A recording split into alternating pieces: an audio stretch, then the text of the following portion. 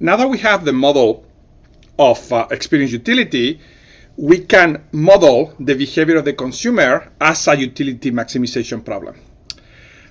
One thing that you should keep aware is that this is a model of a rational consumer, and the consumer is rational in the sense that he knows its experience utility function and is gonna act either explicitly by thinking about it or implicitly somehow its psychological processes will guide him to choose the action that maximizes his well-being, his experience utility. Okay? Now, this consumer faces the following constraints or has the following characteristics. Has an external amount W, which we are going to denote or call wealth, of this composite good M, and is allowed to buy any non-negative amount of good X at a fixed price P. Notice that there is an assumption here that is often called a price-taking hypothesis, which is that the consumer has no control over the price. It can only control how much it can consume. And the consumer can choose how much X it wants and how much M it wants, but notice that how much M it wants is just given by its total wealth minus the cost of buying the level of X that it wants. So in reality, we can make this a problem over a single maximization. We can make this a problem over a single control variable, as we saw repeatedly in the previous unit. By the quasi-linearity assumption on the form of the experience utility function, this problem is just equivalent to maximizing over X non-negative the benefit function plus the total amount consumed of good M of the composite good, which is just W minus XP. Now, that's just replacing the functional form of the utility function. But we also see that we can drop the constant from any maximization problem, since it affects the total value of the experience utility that the subject gets, but it doesn't affect the optimal choice of X. So this is equivalent to maximizing over X greater than 0 B of X minus XP, where B of X is the benefit from consuming X units of good X, and this is the cost of buying them. So I hope that you see that the utility maximization problem, under the assumptions that we have created, has this familiar structure of a benefit minus a cost. Okay? Now, one piece of notation. We are going to denote the solution to the problem, the optimal choice, as a function of the price as X star of P. That is equal the optimal choice as a function of P, or for P, given P. But that's also going to be called the demand for good X at P.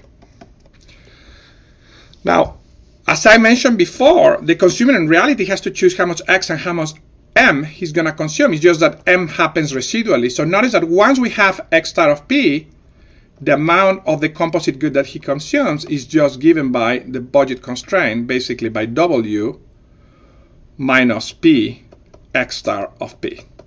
Is automatically follow from the nature of the problem. Now, what about the solution to the utility maximization problem? So recall that the problem looks like maximize over X greater or equal than 0 B of X minus X of P. Now, recall also that we have assumed that B prima is greater than 0 and B double prima is less than 0. Given the linearity of the cost function, this implies that the problem satisfies the concavity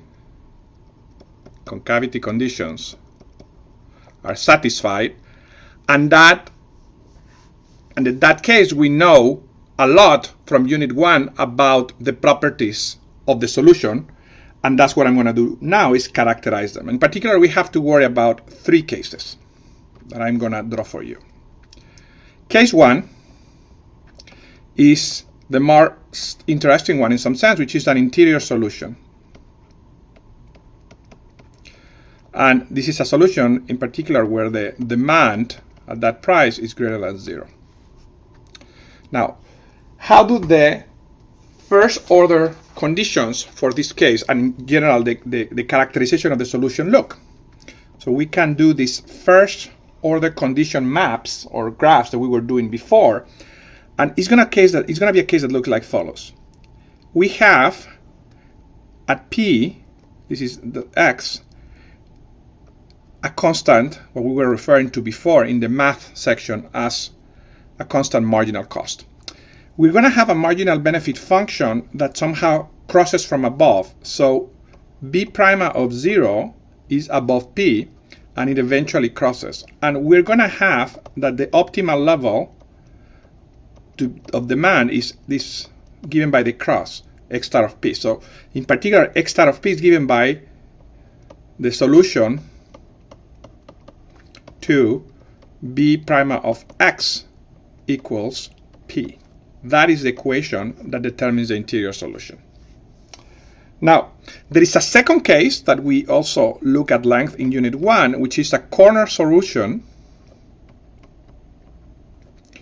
with X star of P equals 0. And if you remember, that's a case that looks like this. We have the price, for example, here, which is the marginal cost. The marginal benefit function, B prime, crosses at 0 below. So in that particular case, it never paid off to take off the first unit, and the optimal solution is to set equals to 0. Now, unfortunately, since there is nothing in the model that guarantees that the crossing conditions are satisfied, we need to worry about a third case that looks like this. X star of P is equal to infinity. In some sense, the solution doesn't exist. And that's a case that looks like this. You have X, you have P, and you have a marginal benefit function above, but that somehow keeps going down but never crosses. It never crosses. Okay? So in this particular case, it is profitable in terms of increasing experience utility to keep doing the marginal, buying more and more of X on the margin all the way to infinity. And since we can spend as much money as we want, since the composite good M can go negative as much as necessary, that is feasible. Now, 2 additional things about the nature of the solution to the utility maximization problem. First is that for most utility functions that are used to model economic behavior, this case doesn't apply. And it doesn't apply because they tend to satisfy the crossing condition property, or something that generates a crossing condition, which is that B prime of infinity is equal to 0. In other words, this marginal benefit keeps going down, down, down to 0 for X sufficiently large. So in most examples that we're going to do, and in most applications of these models in economic analysis, this case is not interesting, and we're not going to basically look at it again. The other thing that I wanted to bring out, which is extremely important, is to highlight the economic intuition for the solution to the utility maximization problem. And of course, it's going to parallel the math that we saw in Unit 1, but there is something extra about economic intuition that is worth thinking. So think about what's going on. You start at 0, okay? And you can ask a way of solving the optimal choice problem for X is to start at 0 and decide where to stop. Okay, so you can start at 0 and say, should I take the first unit? Well, if I do that, that increases my utility by the marginal utility of X at 0, which is this much, B prime of 0, and it only costs me P dollars. That decreases my consumption of the composite good by P, so my net increase in utility is by this. So when B prime of 0 is greater than P, I should do it. In this particular case, I should not do it because the loss in the composite good is more than the gain in utility. And clearly, I should keep doing that. I should keep increasing X as long as the marginal utility of increasing X exceeds the marginal cost, which is the loss in consumption on M at the margin. So I should keep going all the way to this.